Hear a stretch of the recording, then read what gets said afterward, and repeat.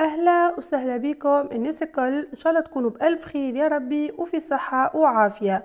اليوم حبيت نشارك معاكم خبز الطاجين وإلا خبز المطلوع كما تحبوا تسميوه. فريمون حاجة بنينة على الآخر، خبز هشوش مبسس في حقه، حاسيلو يعمل 66 كيف. وبالحق باش تستغناو على خبز الشارع، كان تجربوا الوصفة هذه بالحق جربوها وتفكروني. في الوصفة هذه باش نستحقوه باكو سميد أرطب وباكو خميرة خبز، وبالطبيعة ما ننساوش الماء يكون دافي. لهنا أول حاجة باش نحطو باكو سميد الأرطب متاعنا، ومن بعد باش نضيفوله بقية المكونات. انتوما كان تحبوا تعملوا كمية أقل نجموا تعملوا شطر الكمية اللي باش نعملها أنا. يعني في عوز تعملوا باكو سميد أرطب نجموا تعملوا ارطل سميد أرطب، ونص باكو خميرة خبز، وكل شيء تعملوه نص الكمية اللي باش نعملها أنا. لهنا عملت حفرة كما تشوفوا في وسط السميد باش نحط فيها باكو خميرة الخبز، وبالطبيعة الماء يكون دافي كما قلنا، ما يكونش سخون برشا. وبالطبيعة باش نضيف أكل مغرفة الصغيرة متاع السكر، هي اللي باش تعاوننا الخميرة باش تتفاعل فيسا. دونك حطينا الخميرة والماء دافي ومعاها مغرفة صغيرة السكر، وعلى جنب وحدها حطينا مغرفة صغيرة ونص ملح. خلطوا كيما هكا كيما تشوفوا، خليوها تتفاعل شوية كيما هكا. من بعد باش نضيفوا بقية الماء الدافي متاعنا، وباش نحطوا حكاية كيس متاع زيت نباتي باش يعاوننا العجينة متاعنا باش تجي مبسة وهشوشة كما نحبوها. ونبداو العجنان، وبالطبيعة من بعد باش نضيفوا الماء حسب الرغبة.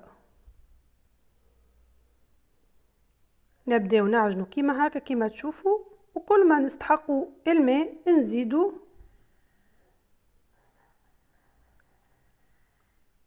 انا السميد هذايا يشرب برشا ماء حسيتو، دونك حطيت كميه باهيه متاع ماء. شوفوا عينينا ميزاننا، وكل ما نستحقوا الماء نزيدو ونعجنو ونشوفوا كيما هكا بالطريقه هذيا.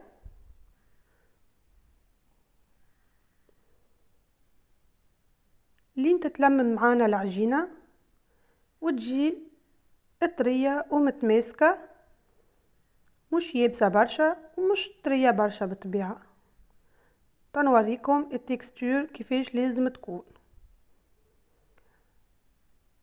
العجينه متاع الخبز هذايا اللي هو خبز جاباتي والا خبز مطلوع كما تحبوا تسميوه، ينجم يمشي خبز عادي، يعني تنجم تاكل بيه تعدي بيه المرق ولا اي حاجه، وزادت تنجم تعمل بيه ساندويتش شاباتي عادي كما تحب انت. قلنا الخبز هذايا ما يستحقش برشا عجنين، جوست يتلم لمين اكاهو، يعني ما لازموش برشا ايفور نتاع عجنين.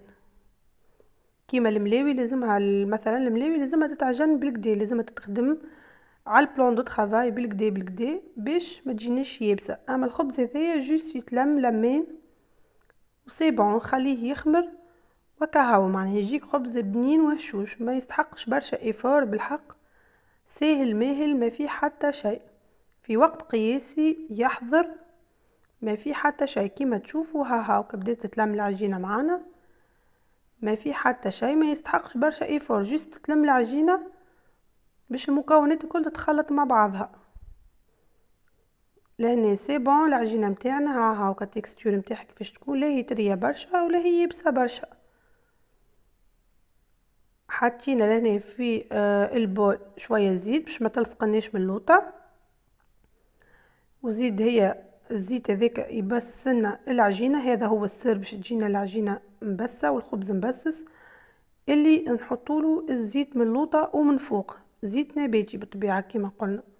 لهنا سي بون، خليوها تخمر ساعه ونتعداو لليتاب اللي من بعدها. لهنا كما قلت لكم انا باش نعمل بيه شاباتي. لهنا باش نعمل الاومليت اللي باش نحطها في وسط الشاباتي. لهنا عملت 4 كعبات عظم فقستهم، وانتم عينكم ميزاكم، كان تستحقوا اكثر عظم تنجموا تحطوا 5 6 انتوما وكبر العائله نتاعكم وكبر الاومليت اللي تحبوها وكبر بطبيعه القلايه نتاعكم باش تجيش الاومليت جويده برشا. قد ما تكون كبيره قد ما تستحق عظم القلايه. لهنا حاطين قلنا 4 كعبات عظم، بعد باش نزيد كعبه. المهم حطيت 5 كعبات عظم الكل في الكل، وحطيت رشه ملح صغيره، معناها ربع مغرفه صغيره ملح بريسك، وحطيت شويه فلفل اكحل وشويه كركم. كثرت شويه من الكركم يبنن على الاخر، حطيت بريسك مغرفه صغيره مش معبيه وربع كركم. ولهني نحط الفلفل زينه، نحب موزوزه شويه الاومليت. حطيت زاده بريسك مغرفه صغيره وشويه وربع فلفل زينه. ولهني بالطبيعه اللي بان الاومليت اللي هو المعدنوس، حطيت كميه باهيه نتاع معدنوس ونخلط بالفرشيطه كما تشوفوا. والاومليت نتاعنا تكون حضرت جيست باش نضيفوا لها من بعد الجبن كي باش نحطوها في القلايه. تابعوا معايا تو تشوفوا كيفاش فريمون اومليت هذيا جيت بنينه بنينه روعه روعه كيما متاع الشارع ولا حتى خير. جربوها وتفكروني. نخلطوا كيما هكا لين تتخلط المكونات الكل مع بعضها. فما شكون يحب يحط بصل كيما تحبوا، اللي تحب تحطوا حطوا في الاومليت مش مشكله. نجم تحط جبن رابي، نجم تحط اللي تحب. لهنا كيما قلت لكم زدت عظمه اخرى، يعني كل في الكل عملت 5 كعبات عظم. حسيت الخليط شويه زدت كعبه اخرى عظم، ونكمل نخلط كيما تشوفوا بالطريقه هذيا. وتكون الاومليت نتاعنا لهنا حضرت ونحطوها تطيب على روحها. لهنا نسخنوا القلايه نتاعنا كيما تشوفوا، حطوا فيها شويه زيت نباتي باش ما تلصقناش الاومليت نتاعنا من بعد كي نحيوها من القلايه. انا القلايه لهنا نتاعي تيفال، اما الصون بيش اني نزيد نحط فيها الزيت نجم تلصق، على خاطر صابين الاومليت نتاعنا ونحط لهنا جبن. انا حطيت جبن مثلثات، انت تنجم تحط اللي تحب كيما تشوفوا بالطريقه هذه. قصيتو دي كوب صغار بدايه، مش لازم بالسكينه، تقص هكا دي كوب صغار وتحطهم هكاك حتى لازم يجي منظرهم مزيان وزيد بنين على الاخر.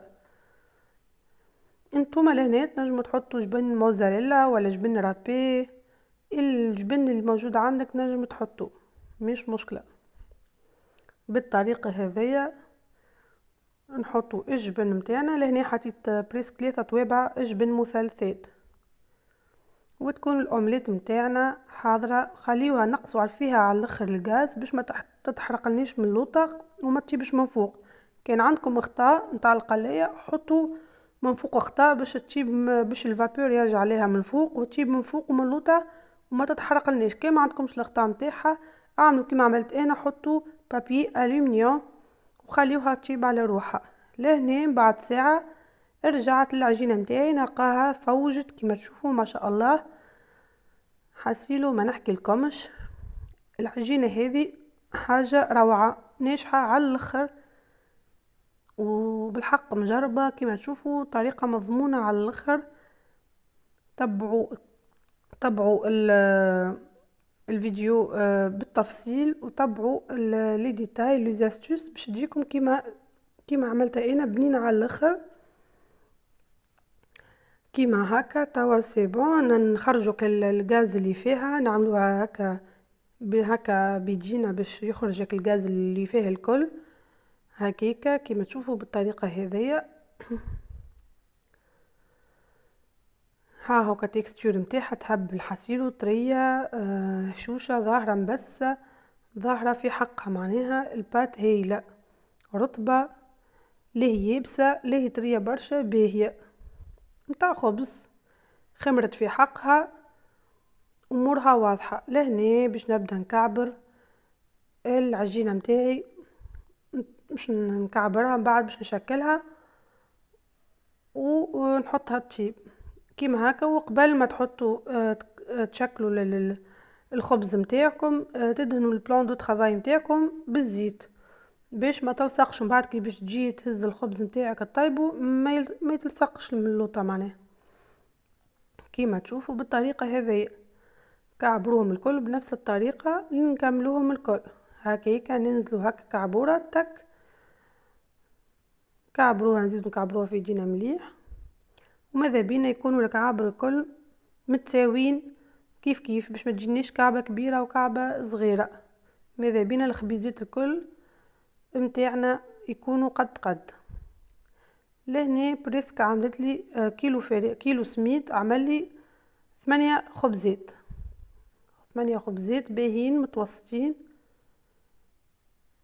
يعني كيلو سميد يعمل لك كميه باهيه نتاع خبز. يعني تنجم تعمل بيه شاباتي ومن الغدوه مثلا تاكل بيه حاجه اخرى تعدي بيه تعمل بيه كسكروت ولا تاكل بيه مرقه ولا اي حاجه.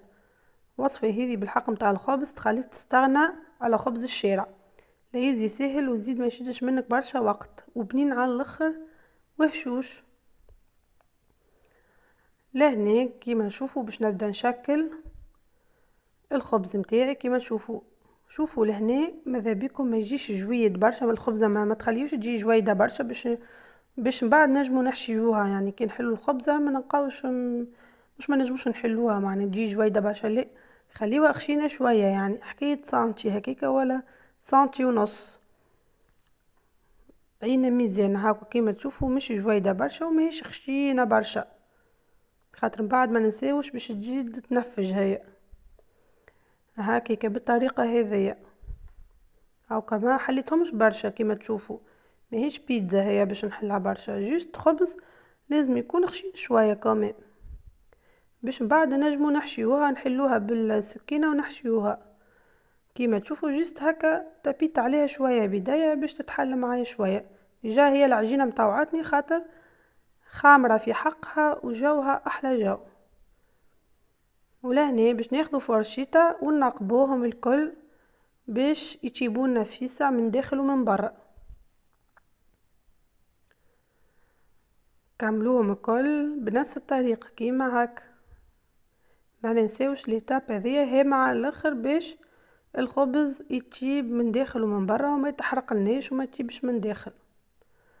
لهنا نعملو طلع الأومليت متاعنا هيكا طابت جوها بأكجبن ذيب والأومليت متاعي طابت من فوق ومن اللوطة ونخليوها على جنب من بعد نرجعوا لها. لهنا نبداو نطيبوا الخبز متاعنا تفقدت الوحده متاعي سخونه سيبون نبدا نحط الخبزات متاعي كما تشوفوا بالطريقه هذه ما ننزلوش عليهم برشا ماذا بينا نحطهم كيف ما هما منفوخين كيف ما هما. لهنا هاو كان نحطوا نزيد نقلبوها ونزيد نحطوا كعبات اخرين بجنبها تهز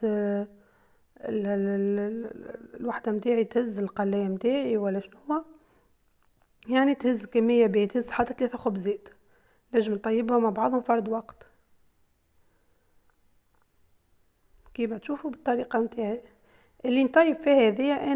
انا متاع الكريب متاعي عندي وحده كانت تطيب الكريب بالضوء تكسرت نحيت لها الوحده هذه وليت نطيب عليها في الخبز كيما تشوفوا هي على الاخر لا تلصق لا شيء استغليتها اني نطيب عليها في الخبز. هاكا زيد تهزلي يعني برشا خبزات فرد وقت كيما تشوفوا نقلبوهم كل مره على شيره كيما تشوفوا هكا. وبالطبيعه ما ننساوش الحرف نتاع الخبز من بعد باش نزيدو هكا نشدوهم هكايا ونطيبوهم نخليهمش بيض هكاكا كل مره نتفقدوهم ما ننساوهمش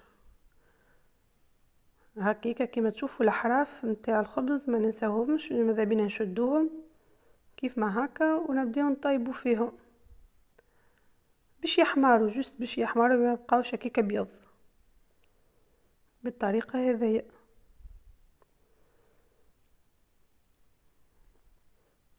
كملوا الخبز الكل بنفس الطريقه.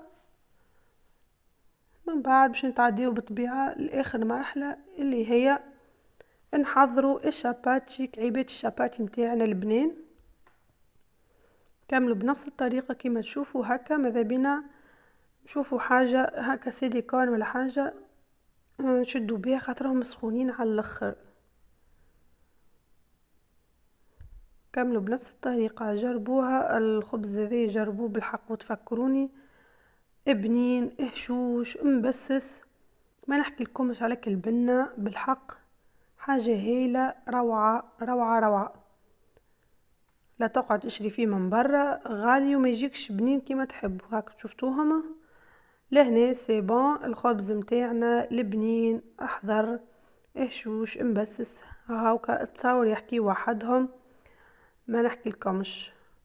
لهنا سي بون. لهنا قلنا الاومليت متاعنا حضرت. باش نقصوها على 4. انا باش نعمل 4 كعبات شاباتي، دونك باش نقصها على 4 هكا دي مغسو، وكل ساندويتش نحط فيه مغسو. لهنا ناخذو الخبز الشاباتي متاعنا اللي طيبناه البنين اللي هبل اللي حكينا عليه.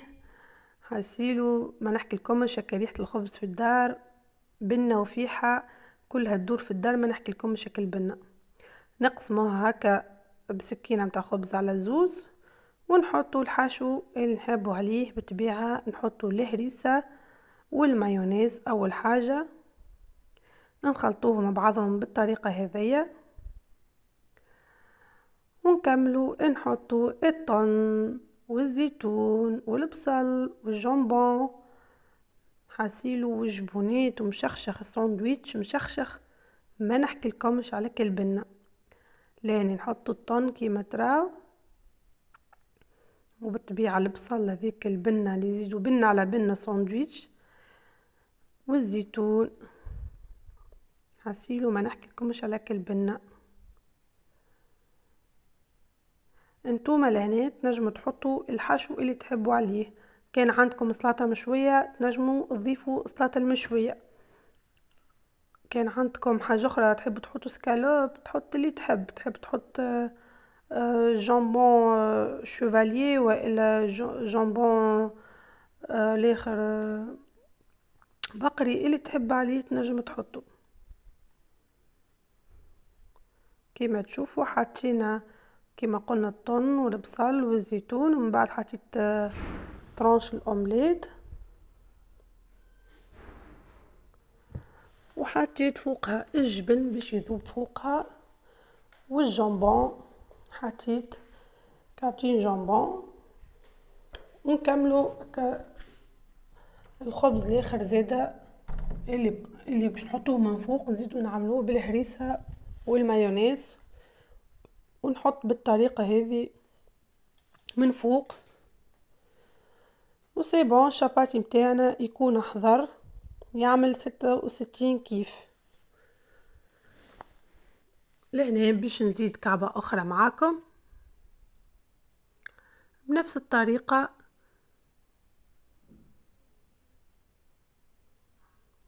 نحطوا الهريسه كالعاده والمايونيز وبقيه المكونات وشخشخوه كيما نحبوا.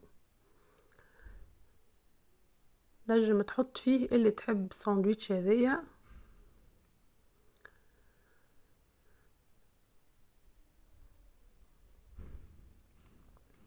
شخشخوه بالكدا بالكدا بالطن والمكونات الكل. الزيتون اللي تحب حطوا. نحطوا الاومليت متاعنا كيما تراو ونحطوا فوقها هي الجبن باش يذوب عليها من بعد الجبن. خاطر ديجا باش نزيدوا نسخنوهم الساندويتشات من بعد باش يزيد يذوبك الجبن ويزيد يسخن. خاطر ديجا الخبز برد لهنا باش نزيدوا منه نسخنوا الخبز ومنه يذوب الجبن. فوالا بالطريقه هذيا نكملوا نحطوا الخبز متاعنا من فوق وهكا تكون كعيبه الشاباتي متاعنا حضرت. لهنا باش نحط نسخن كعبات الشاباتي متاعي، على خاطر ديجا الخبز ابرد، نزيدو منو نسخنوه عشيرتين ومنو يزيد يذوبلنا اكا جبن من داخل باش يزيد الساندويتش بنة على بنة. لهنا سي بون، حضروا كعبات الشاباتي متاعي، ما نحكي لكمش على كل بنة وكالفيحة، كيما تشوفوا بنة على بنة، شوفوا اكل حاشو من داخل وشوفوا اكل جبن ذايب من داخل. ما نحكي لكمش، نودكم وما نشهيكم، جربوها الوصفة هذية بالحق وتفكروني، حاجة بنينة بنينة على الاخر. شوفوا اكل جبن كيفاش ذايب من داخل، حسيلو ما نحكي لكمش، حاجة روعة. جربوها الوصفة هذية وبالحق باش تستغناو نهائيا على خبز الشارع، ومنه باش تستغناو على شاباتي متاع الشارع. اذا عجبتكم الوصفة ما تنساوش تعملوا اشتراك ولايك.